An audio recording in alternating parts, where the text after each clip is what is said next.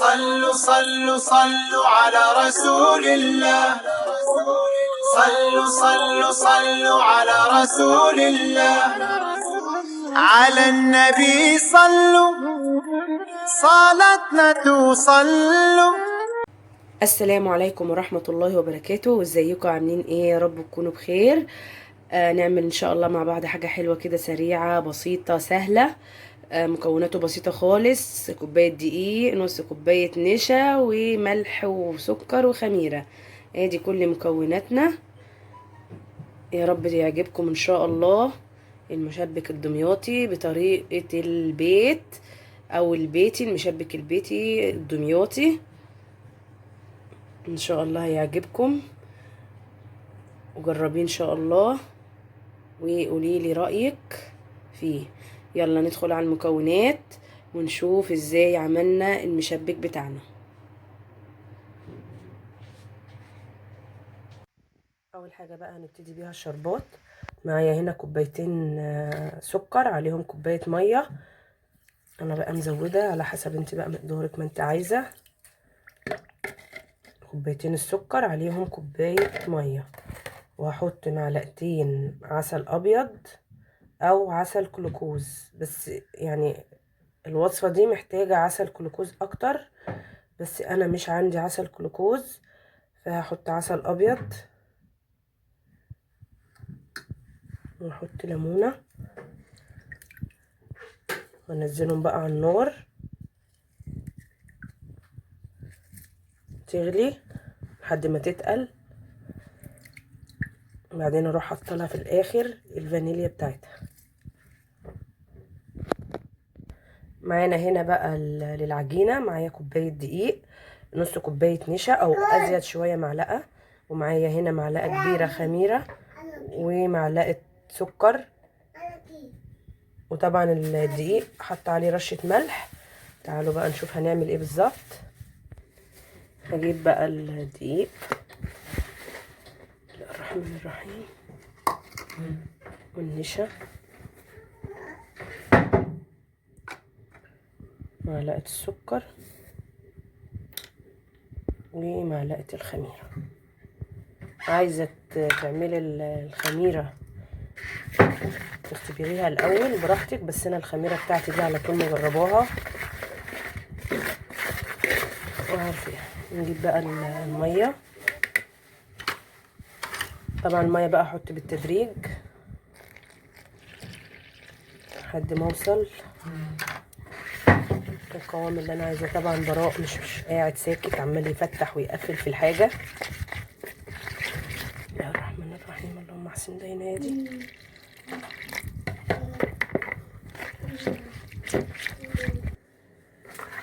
خلاص ادي القوام اللي انا عايزاه.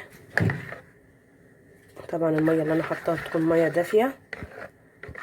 كوبايه الدقيق على كوبايه، على نص كوبايه النشا، خدت مني حوالي كوبايه ميه. طبعا بيفرق من الدقيق لدقيق. لحد ما وصلت القوام ده اسيبها بقى تخمر، وبعد ما تخمر ان شاء الله هنشوفها ايه، هنقليه ازاي المشبك بتاعنا ان شاء الله.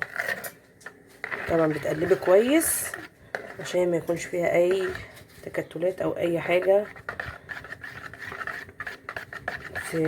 تبان في القليه بتاعتها. سيبها تخمر بقى وبعدين نقليها مع بعض. ادي بقى يا جماعه الشربات بعد ما خلص بيبقى تقيل زي ما انتم شايفين كده اهو. طبعا لا، قرب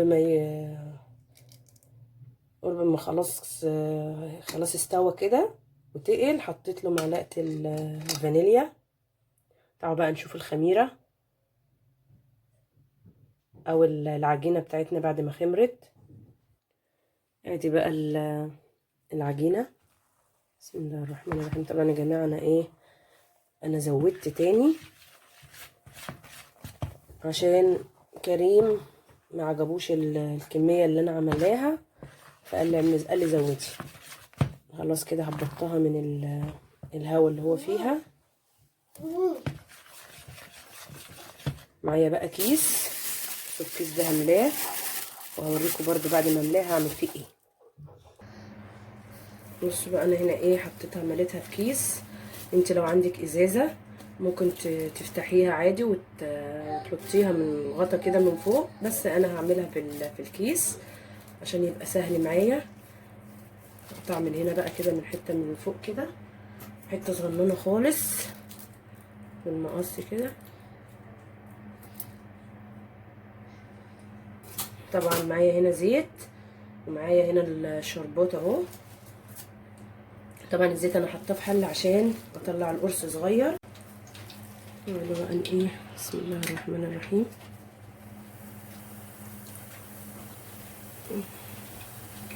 على قد ما تقدري تطلعي شكل المشبك اللي احنا واخدين عليه.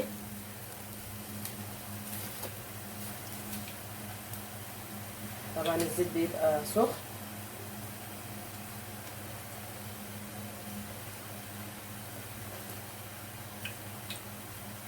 واسيبه مش هقلبه لما احس ان هو نشف خالص.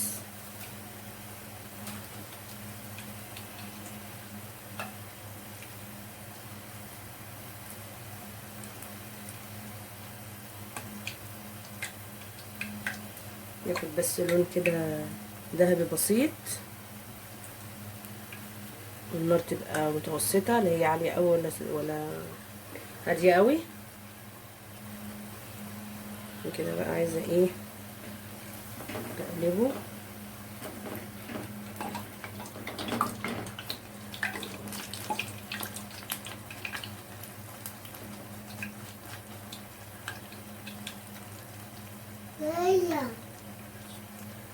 ماما. نعم. ماما. ماما. ماما. ماشي.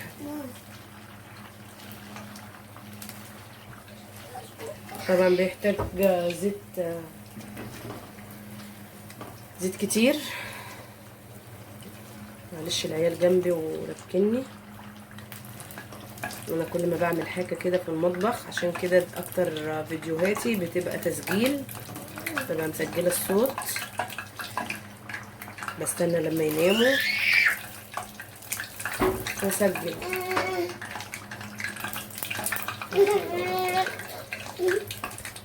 لا حول ولا قوه الا بالله.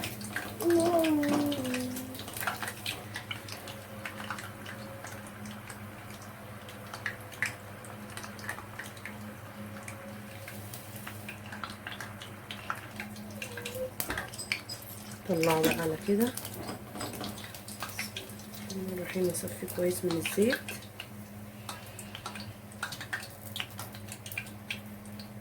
وننزل على الشربات على طول. سيبه بقى شويه بعدين نعمل التانية.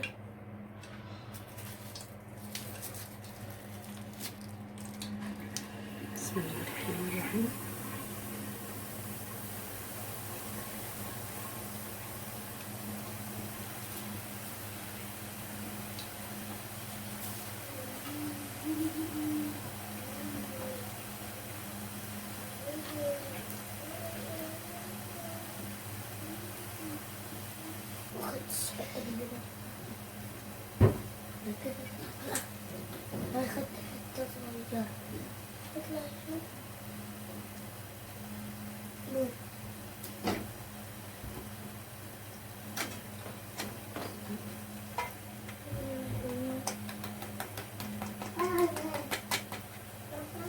نسيبه بقى يتصفى.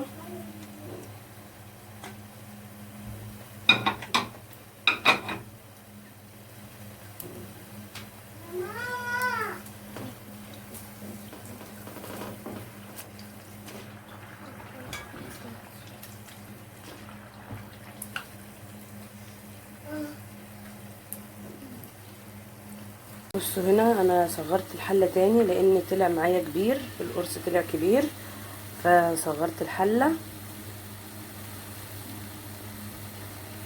طبعا انا عايزاه صغير، عايزه القرص يبقى صغير برضو، الحجم يرجع لك انت زي ما انت عايزه، بس انا يعني يبقى القرص صغير كده على قد الايه الواحد ياكله كده، يبقى سهل معاه